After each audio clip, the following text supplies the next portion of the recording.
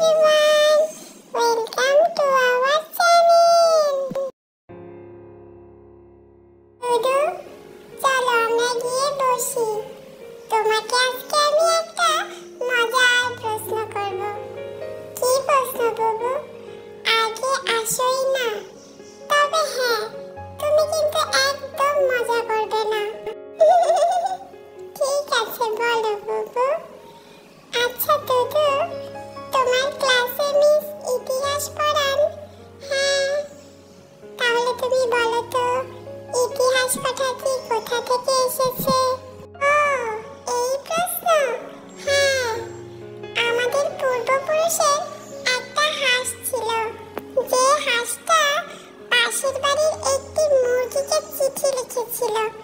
সেখান থেকে ইতিহাস শব্দটি এসেছে।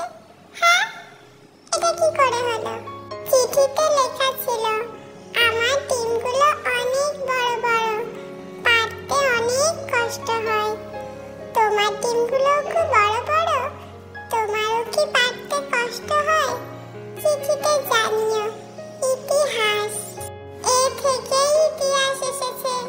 এটা তো খুব